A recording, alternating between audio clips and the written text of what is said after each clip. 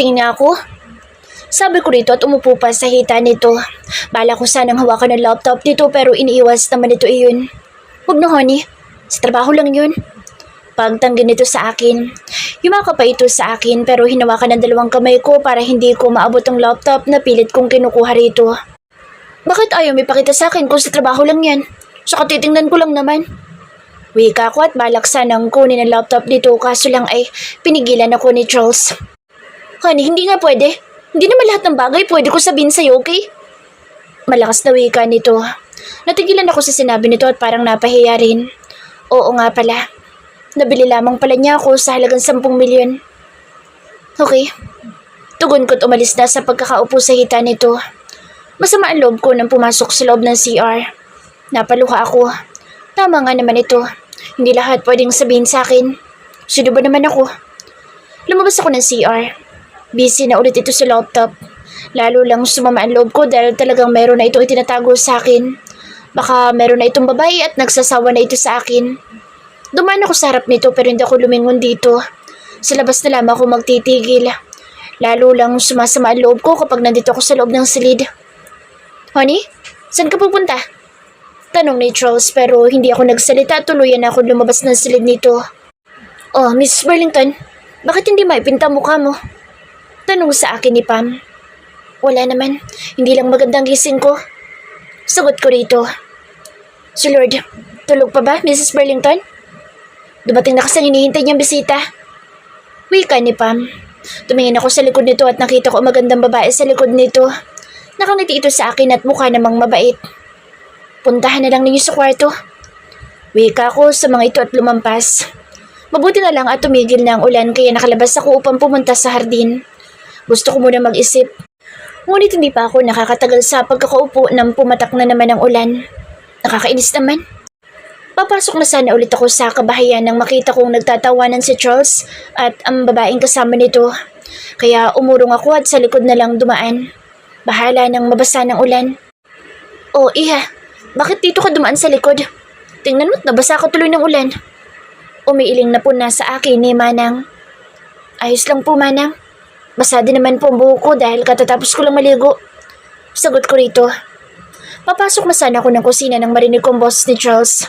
Kaya umurong akong muli. Manang, dito na lang pala ako dadaan sa kabila. Huwag po kayo maingay. Bulong ko pa dito. Mabilis ako nagtatakbo upang doon ulit dumaan sa sala. Nagulat pa nga sa akin si Andy at Pam nang makita ko. Oh, Mrs. Burlington, saan ka galing? Kanina ka pa tinatanong ni Lord ah. Ha? Doon lamang sa hardin. Sagot ko kay Pam at mabilis na umalis sa harap ng mga ito at umakyat ng patungo sa kwarto. Bigla akong humiga sa kama at tumingin lang sa kisame. Hindi ko nga ininda na basa nga pala ang damit ko. Kailangan ko na siguro lumayo kay Charles. Saan ka nagpunta, honey? Bakit basang yung damit? Nagpaulan ka ba? Alam mo namang umuulan, di ba? Sunod-sunod na tanong sa akin ni Charles. Tumayo ako upang magbihis. Hindi ko ito pinansin at nilampasan ko na lamang ito. Hindi ko pa rin kasi matanggap yung sinabi nito kanina. Honey, saan ka nagpunta kanina? Tanong ulit nito. Anak ng tinapa naman. Akala ko lumabas na ito ng silid. Hindi pa pala. Nainis pa rin ako kaya hindi ko pa rin ito pinansin. Lalampasan ko na sana ito nang hilahin ang aking braso. Abe, tinatanong kita, saan ka nagpunta kanina? Galit na tanong nito. Tumingin ako rito. Hindi lahat ng pupuntahan ko'y kailangan ko sabihin sa'yo, Mr. Charles Burlington. Wika ako rito. Nakita ko nag-iba ang itsura ng mukha nito. Parang gusto akong ibalibag sa labas ng pintana. Hinawakan nito ang pangako at galit na tumingin sa akin. Uulitin ko ang tanong ko sa'yo. Saan ka nagpunta kanina? Galit na tanong nito. Hindi pa rin ako nagsalita kahit nasasaktan na ang pangako sa higpit ng hawak nito sa akin. Walang lalabas ng silid na ito at walang uuwi sa inyo. Wika nito at umalis sa kwarto. Tatakas ako. Bulong ko pa. Sumilip ako sa bintana. Paano kaya ako makakatakas dito? Hindi na ako magpapakita sa iyo oras na makatakas ako rito. Dito kaya ako dumaan sa bintana. Kaya kinuha ko ang kumot na mahaba at itinali ko sa bakal at napangisi ako dahil pagkakataon ko na ito para makatakas kay Charles. Tumungtong ako sa bintana at tumawak sa kumot. Lalo akong nagdiwang nang makababa ng tuluyan at nakatungtong na ang mga paa ko sa lupa. Agad akong pumasok sa loob ng kotse. Alam kong sa bisita ito ni Charles. Hindi naman nagtagal ay lumabas si Charles kasama nitong babae at nagtatawanan pa nga mga ito. Kaya nagpakasiksik-siksik ako sa likod ng kotse nito. Diyos ko, sana hindi ako makita dito. Ramdam kong pumasok ang babae sa loob ng kotse at nag-umpisa na mag-drive. Tingin ko'y malayo ng tinatahak namin kaya medyo nakahinga na ako ng maluwag. Sa totoo lang, ay nangalay din akong nakatungo. Tumigil ang kotse at bumaba ito kaya nagmadali din akong bumaba. Baka kasi bigla itong bumalik. Nandito na pala kami sa Manila. Kaya madali na lang ako makakauwi sa bahay namin. Gabi na rin pala pagtingin ko sa labas ng bintana ng kotse. Oh my gosh, Ate Eve, umuwi ka pa? Baliw na tanong sa akin ng aking kapatid. Kumusta kayo rito? Tanong ko. Okay lang kami ate. Kala ko next week ka pa uuwi. Tanong nito. Ngayon ako nagkaroon ng pagkakataong tumakas eh. Wika ko. What? Ate, anong tumakas? React ng kapatid ko sa akin. Mamaya ako na ipaliliwanag sa inyo ni inay kung anong masaklap na kapalaran ko. Abe, anak. Mabutit umuwi ka na. Sobra na ako nag-aalala sa iyo, anak. Wika ni inay at pagkatapos ay lumapit ito sa akin at bigla akong niyakap ng mahigpit. Anak, kamusta ka na? Alam ko na may problema ka, Abby. Kahit hindi mo sabihin sa akin, noong umalis ka ay ramdam kong malaki ang iyong problema, anak. Hinayaan kita dahil gusto ko ikaw mismo magsabi sa akin. Ina mo ko, Abe. Kaya malakas ang pakiramdam kong malaki ang iyong problema. Sorry po. Sorry, inay. Ayoko lang na mag-alala kayo, bigyan kayo ng agam-agam. Wika ako sa aking ina. Anak, nanay mo ako at pagtutulungan natin malutas kung ano man ang iyong problema. Tumawa ako rito at nagumpisa na magkwento tungkol sa pagbenta sa akin ni Dave sa isang mafia lord. Nagulat ang mga ito sa sinabi ko at hindi makapaniwala. Akala ko ate mabait si Kuya Dave. Ang sama pala ng ugali niya. Galit na sa Anazia. Nakita ko lumuha si inay. Diyos ko anak, ano nangyari sa'yo? Huwag po kayo mag-alala inay. Malulutas kong aking problema. Saka nakaganti na ako kay Dave. Wika ko pa. Itong mafia lord na sinasabi mo anak, nakita mo na ba siya? Tanong nito. Opo inay dahil boss siya ni Dave. Dati. Ang totoo po doon ako nagtigil sa bahay niya dahil talagang hinahanap niya ako inay. Dahil akala niya sumang-ayon ako sa bintahan. Pasalamat na lang po ako dahil mabait siya at naniwala sa mga sinabi ko. Kaso inay, habang tumatagal akong nagtitigil sa bahay niya, nauhulog ako sa kanya. Sa katunayan po, mahal ko na siya inay. Kaso, parang malabo kami dahil mayaman siya at hindi lang basta mayaman tao. Isa pong mafia lord. Wika ko. Anak, pag nagmahal ang isang tao, walang mayaman o mahirap. Wika nito at niyakap ako ng mahigpit. Nay, gusto ko muna lumayo sa kanya at mag-isip ng tama. Wika ko. Ikaw bahala anak. Basta nandito lang kami ng kapatid mo. Wika ni inay. Salamat po inay. Malungkot na wika ko. Magpahinga ka na muna anak at para bukas makapag-isip ka na maayos. At kung ano yung tamang gagawin. Malungkot na sabi sa akin ng nanay ko. Agad akong pumanik sa aking silid at paglapat pa lang ng likod ko sa higaan ay agad akong nakatulog. Nagising lang ako sa pagtawag na aking kapatid. Ate Abe, 1 linggo ka nang nagkukulong dito sa kwarto mo. Baka gusto mo lumabas naman dahil mukha ka ng zombie. Hindi ka na nga maganda ganyan pa itsura mo. Sermon sa akin ng kapatid ko. Pwede ba Zia? Huwag kang maingay, natutulog yung tao. Inis na wika ako dito. Kahit kailan talaga pasaway itong kapatid ko. Ate, pinasasabi pala ni inay. Bumaba ka na daw at meron daw siyang ipagagawa. Sige, susunod na ako. Wika ko dito. Mabuti na lang walang Charles na naganap sa akin. O baka nga hinayaan na ako. Ay, kahit masakit, kailangan tanggapin ko. Bulong ko. Bumaba ako pero doon naman ako humiga sa sofa. Dumapa ako at tangkasa nang matutulog ulit na magsalita ang kapatid ko. Oh ate, bumaba ka lang dito para lang matulog? At dyan ka pa talaga nahiga sa sofa? Sermon ito sa akin. Tumahimik ka nga Zia. Ang ingay mo. Daig mo pa si inay eh. Sit ako sa aking pasaway na kapatid at pagkatapos ay dumapa ako sa sofa upang pagpatuloy ang aking pagtulog. Hay kuya, ang tagal mong hindi pumunta dito kuya. Dinig kong wika ni Zia. Sino kayang kausap ng bruha kong kapatid? Tanong ko sa aking isip. Iyon pa rin po bang order mong kakanin? Tanong ni Zia sa kausap. Wait lang po kuya. Wala pa kasi si inay. Meron naman po akong kasama dito kaso natulog naman. Wika ulit ni Zia.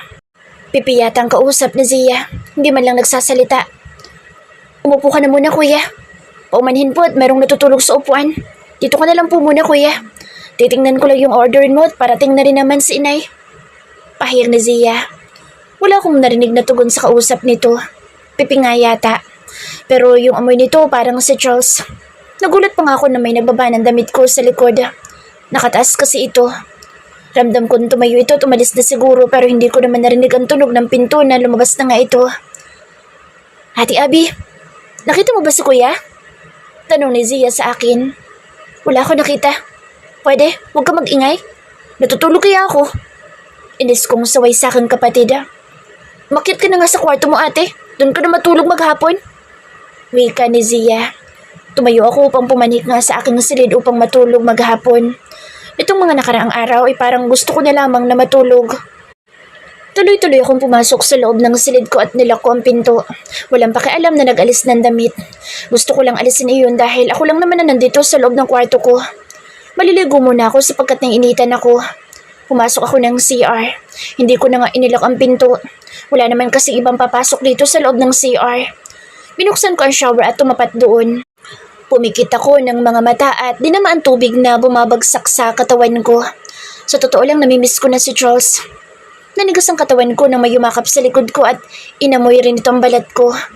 Naramdaman ko rin ang mainit na balat nito sa aking likuran. Panaginip ba lahat ng ito? Kumusta honey? Namiss mo ba ako? Tanong nito habang nakayakap sa akin. Bigla akong humarap dito at lumaki ang mata ko dahil tama ang aking hinala. Ano kayang ginagawa nito sa loob ng CR ko? Charles, bakit ka nandito at paano ka nakapasok dito sa silid ko? Tanong ko rito. I miss you so much, honey. Tanging sagot lamang nito sa aking tanong. Mabilis din itong sinakop ang labi ko. Wala na din itong suot na damit. Ang bilis ng galaw ni Charles. Parang 1 taon kaming hindi nagkita. Grabe kasang halik nito. Hindi ko palalampasin ang ginawa mong pag-alis sa bahay ko, honey. Kaya humanda ka. Wika nito. Ramdam kong pumasok na ito sa loob ko. Napaungol ako. 1 linggo lang kaming hindi nagkita pero parang halos taon na. Tumugon ako sa halik nito nang lumapat muli ang labi nito sa aking labi at mapusok na hinalikan. Pero matuloy itong gumagalaw ng mabilis at may kasamang diin.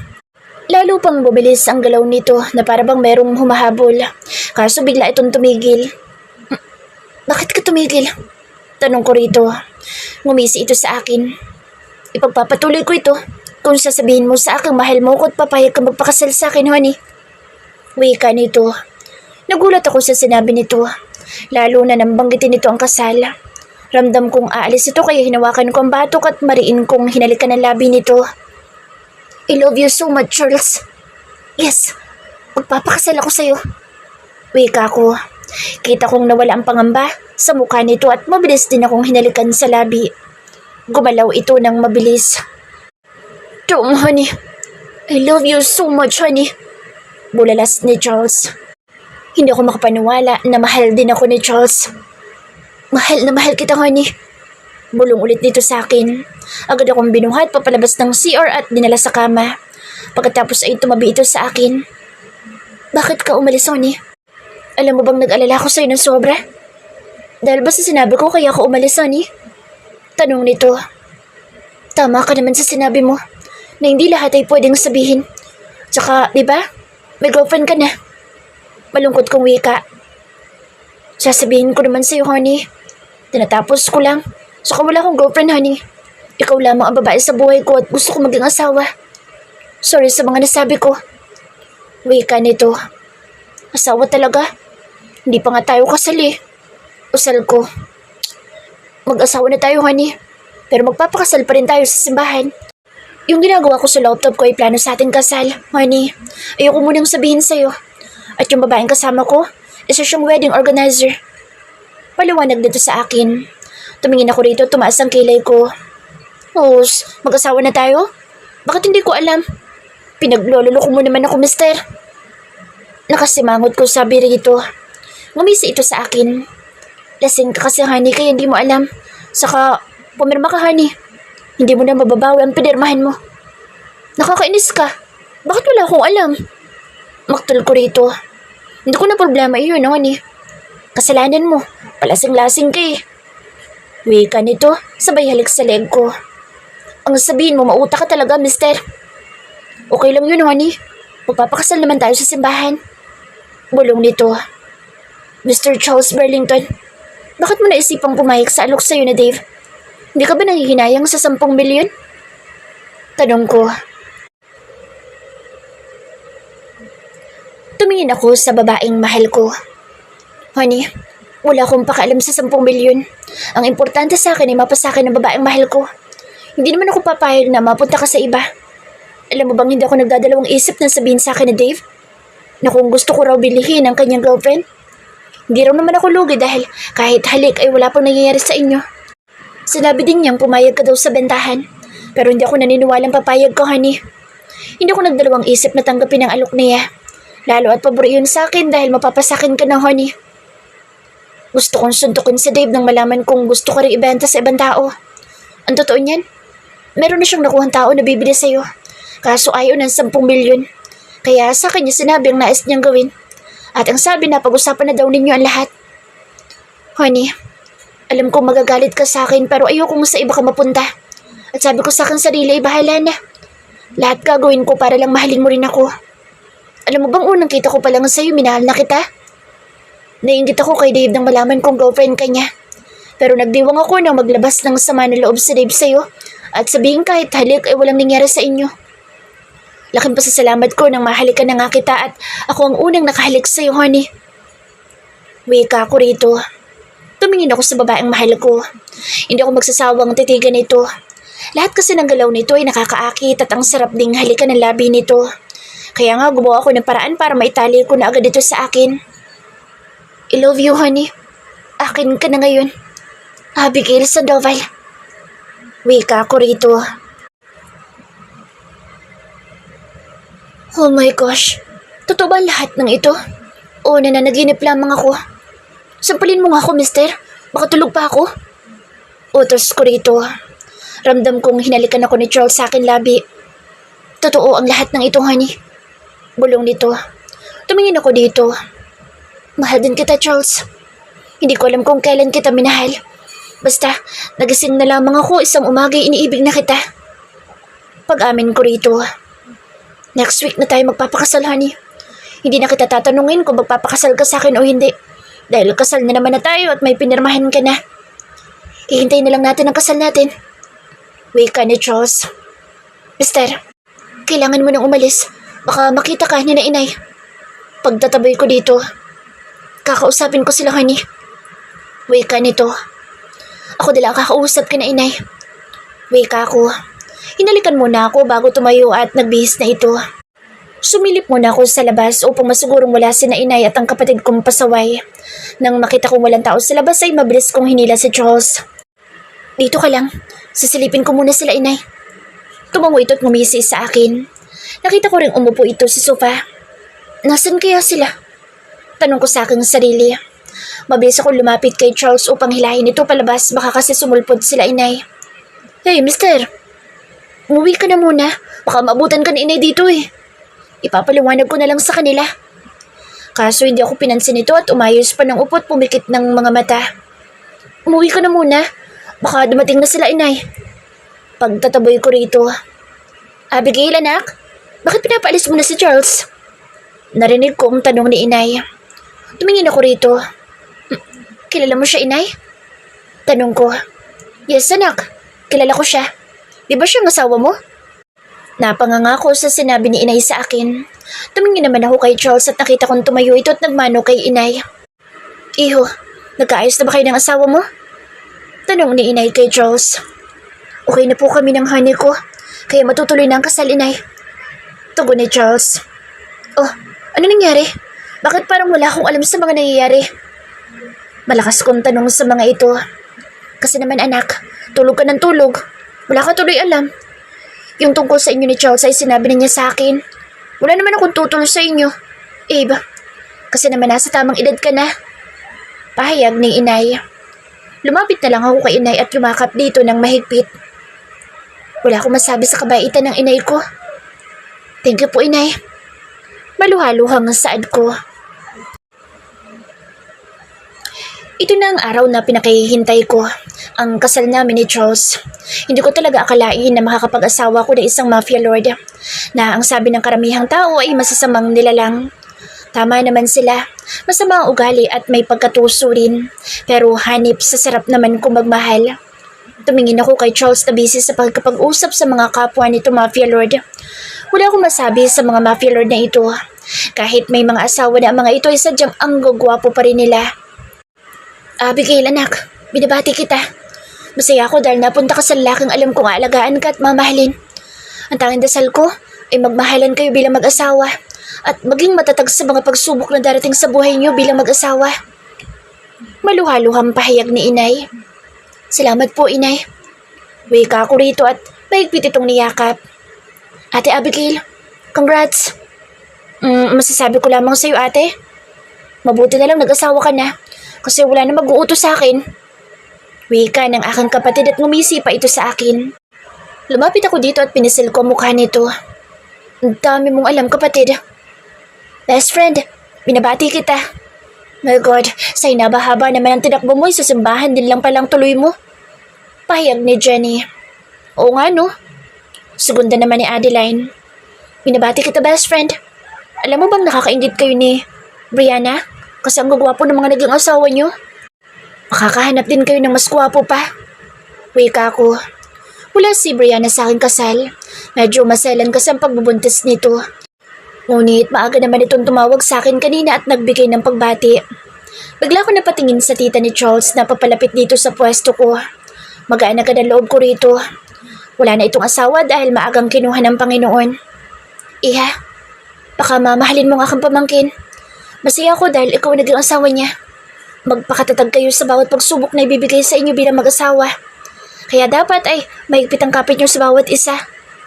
Pahayag ni Tita Aura. Thank you po, tita. Wika ko. Nakita kong papalapit si Charles. Honey, pagtawag sa akin ni Charles nang makalapit ito at tumabi sa upuan ko. Let's go, honey. Kanina pa ako nag-iinit sa'yo. Bulong nito. Sabay halik sa bato ko at yumakap na rin ito sa akin. Tumayo kami ni Charles upang umalis. Hindi pa nga kami nakakarating sa kotse, panay na ang halik nito sa akin. Agad naman kaming nakarating sa bahay. Dito daw muna kami mag-honeymoon upang mabinyagan daw namin ang bagong bili nitong bahay. Nagulat ako nang buhatin pa ako ni Charles papasok sa loob ng bahay. Isa-isa na nga nitong inalis ang kasuotan ko kaya pagpasok pa lamang sa loob ng kwarto ay tanging underwear na lang ang suot ko. Maliligo muna ako dahil naiinitan ako. Wika ko sa aking asawa. Sabay na tayo, honey. Bulong nito. Oops, wag na. Ako na munang maunang maligo kaya wag kang pasaway. Pahayag ko rito. Nagmamadali naman ako naglakad patungo sa banyo at agad na inilak ang pinto. Baka kasi biglang pumasok si Charles. Tumapat ako sa shower at naipikit ko rin ang aking mga mata. Ang sarap sa pakiramdam ng pagbagsak ng tubig sa aking katawan. Ngunit hindi pa nakakatagal sa pagpikit ang mga mata ko ay meron ng yumakap sa bewang ko. Honey, ang tagal mo na bang maligo? Kaya nainip na ako sa labas. Bulong ng pasaway kong asawa. Agad na humarap ako rito at bala ko sana iyon tampalin sa dibdib. Ngunit agad na sinunggaban na nito ng halik ang labi kong nakaawang. Mabilis ko naman itong inawat. Hindi pa ako nag-iisang oras dito sa loob ng banyo. Kapapasok ko nga lang, di ba? Honey, ang tagal mo na dito sa loob. Saka nakakainip sa labas maghintay. Sabay na lamang tayo maligo. Bulong nito sa may tenga ko sabay kagat ng marahan. Hindi ko na lalo ito naawat nang gumapang na ang halik nito sa aking leeg patungo sa mukha ko. Maligo muna tayo, mister. At huwag kang Hindi na ako pinatapos pagsalitain ng lalaki dahil sinunggaban na agad nito ang labi ko. Wala na akong nagawa sa kapusukan ni Charles, kaya umayo na lamang ako sa gusto nitong mangyari. Tinugon ko na ang bawat paghalik nito. Ito na rin ang nagpaligo sa akin pagkatapos ng mainit na tagpo sa pagitan namin. Agad ako nitong binuhat palabas ng banyo. Ito na rin ang nagpunas sa buong katawan ko upang matuyo at sabay na inihiga ako sa malambot na kama. May ngiti sa akin labi nang makatulog ako. Ramdam ko pa nga ang mahigpit na yakap sa akin ni Charles. Nagising akong may humahalik sa akin. Honey, ang daya mo. Tululugan mo ako kagabi. Bulong nito. Humarap ako dito at pinisil ko siya sa ilong. Paano ko naging madaya, Aber? Halos hindi mo na nga ako tinigilan. Nakasimangot kong wika sa aking asawa. Ngumisi lamang ito sa akin at agad na hinalikan ng labi ko. Ang sarap. Baliw na bulalas nito, kaya kinurot ko ito sa kanyang tagiliran. Mister, baka gusto mo kong pakainin muna dahil nagugutom na ako. Pagmamaktol ko rito. Okay, honey. Papakainin muna kita upang hindi ka manghina at para na rin may lakas ka mamaya sa ating gagawin. Magpapadeliver na lamang ako ng kakainin natin. Wika nito. Hindi nagtagal ay dumating na rin ang order ni Charles. Ito na rin ang lumabas upang kunin iyon sa delivery boy. Lalo at wala pa rin akong damit. Muli itong nahiga sa tabi ko at bumulong. Kumain na muna tayo. Sige, pero bihisan mo muna ako. Paglalambing ko sa aking asawa. Agad itong bumangon at kumuha ng aking damit. At ginawa nga ang nais ko na lagyan ako ng damit. Agad na binuhat ako nito patungo sa center table kung saan naroroon ang mga pagkain namin. Nakatingin ito sa akin habang kumakain ako kaya tinaasan ko lamang ito ng kilay. May problema ba, mister? Tanong ko. Wala naman, honey. Pansin ko lang naman. Parang ang lakas mong kumain ngayon. Wika nito. Parang nagdamdam ako sa sinabi nito sa akin. Kaya masamang tingin ang binigay ko rito. Sagutom ako eh. Saka tinitipid mo ba akong kumain, ha? Bulalas ko na halos maiyak. Hindi naman, honey. Napapansin ko lang naman. Hindi kaya buntis na ang honey ko? Tanong nitong may galaw sa muka. Lumapit ito sa akin at tinitigan ako sa aking muka. Patungo sa leeg ko at nakita kong pasimple itong umisi. Hindi ko na lang ito pinansin at ipinapatuloy na ang pagkain ko. Lumapit naman ito sa akin at bumulong. I love you, honey. Sambit nito. Tumingin ako sa aking asawa. Nagtataka ako sa ikinikilos nito. Mahal, kumain ka na. Wika ko rito. Lalong gumanda ang ngiti nito sa akin at mabilis akong hinalikan sa aking labi.